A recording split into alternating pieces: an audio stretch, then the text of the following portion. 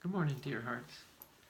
It's Monday morning, and just sitting here reflecting on our beautiful time together in the satsang, what's seeming to be a regular Sunday morning occurrence. So thank you for all that were able to attend, and for those who have in the past. And I will continue these for the foreseeable future, it feels like. And it really feels like there's a growing sense of community around what's arising here and what's flowing through, feeling very much a family sense with all of you, and it's so juicy and delicious, and so enjoying our time together. This morning is just arising to share a little bit about just back to the basics, and they're not really, they're more than basic, they're fundamental, all that is. All that's really important, all that's really relevant to our day-to-day experience. There's so many inputs coming into our lives, in ever increasing quantity and volume and rapidity.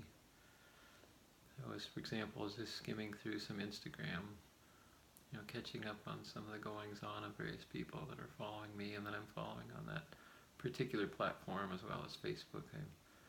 Mornings are there's a block of time devoted to just being present and seeing what arises in terms of content that comes out, expressions that come out to be a benefit.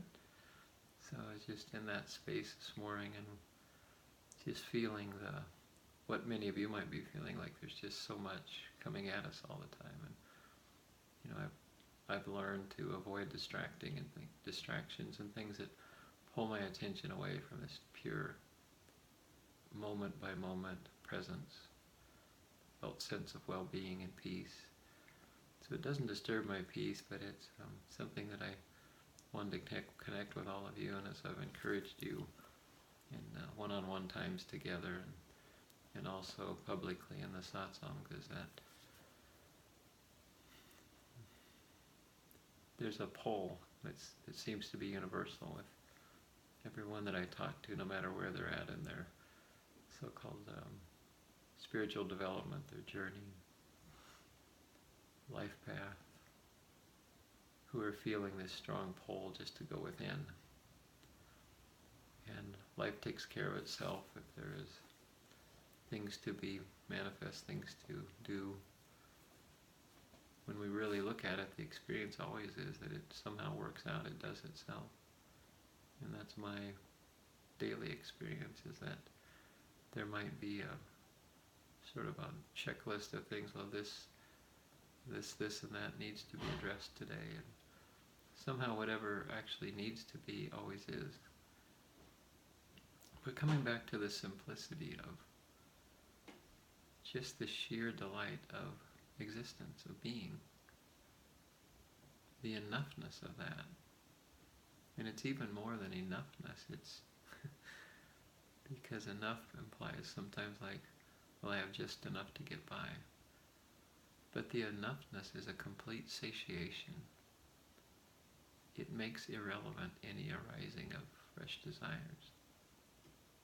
Because what's experienced in every moment is completeness, perfection. There's no movement out to chase one more. It's the Buddha's language, fresh delight, fresh sense pleasures, baubles and shiny objects that the conditioned character is programmed to chase after. And what that longing is chasing for is this. Just the simplicity of the peace and the stillness, perfection in every moment. Like when you really look at it, when you turn your attention away from the content of mind, which is pulled in a million directions, and it's always projecting into the future or recalling something from the past, and neither of which exist right now. They're just imagination. Even the things that we say, I did this and I did that, you didn't do them, they were experiences that occurred and they're gone now. life truly is lived and experienced in the moment. And you can't pin down a moment to, because as soon as you say it's right now, it's already in the past. So it's like a timeless now. Like if you could say it really fast, infinitely fast, it would be no, no, no, no, no, no, no, no, no, no, no. And so you can sense what I'm speaking of. The mind is not built to comprehend it because it thinks in terms of snapshots.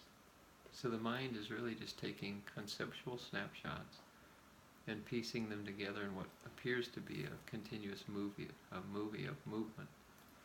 It is exactly like a cinema, which consists of a series of stills, as you know, that are played at a certain speed, which is optimal for human consciousness to process and have a sense of a continuous flowing movie. So the encouragement here is to continue to nurture this hunger, this pull within. And the way we do that is by falling in love with it, putting our affection there. That pull from the heart, that inner knowing that sometimes feels like this little whisper, or nudge, to just slow down, just be still. And it doesn't mean that you can't be still in a lot of activity, because my days they don't stop. It's a constant motion of flow. And in the midst of that, there's this peace that you feel from me right now. It's always on, and it's accessible for all of you. And I've shared this with many of you in one-on-one times, and publicly I point to it constantly and in my posts. And this is what this heart yearns for every one of you to experience. And it's so possible.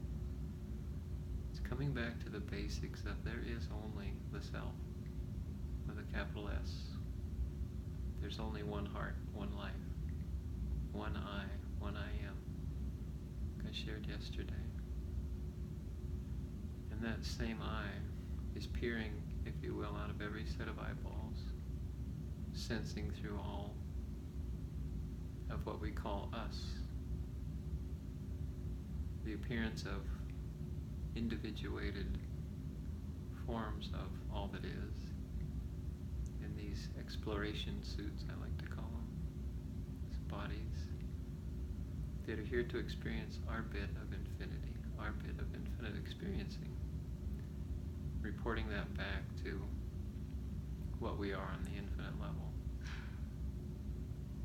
the all that is, the one. Each and every manifest being, each and every appearance of that has access to the same sense of knowing. It's what's meant by awakening or enlightenment. It's the experiential seeing, knowing, not in the mind, not conceptual. Words just point to it. It's the direct experience of the aliveness.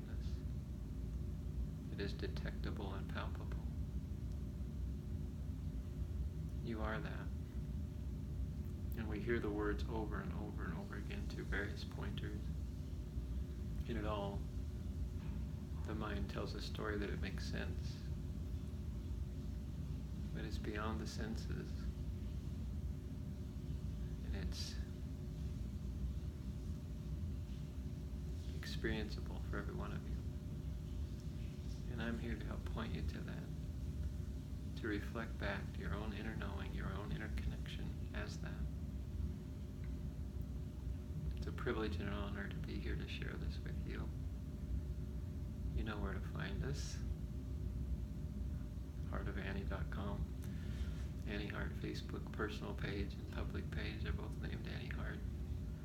And I'm going to continue to use this platform to express all of these platforms, but I never let it be a distraction. It's always coming from the aliveness that's now. If you see anything posted, if you see anything that's expressed through here, is from a heart that is passionate for your freedom, for you to experience what's here, available now. So thank you for listening. I love you all very much. Adios.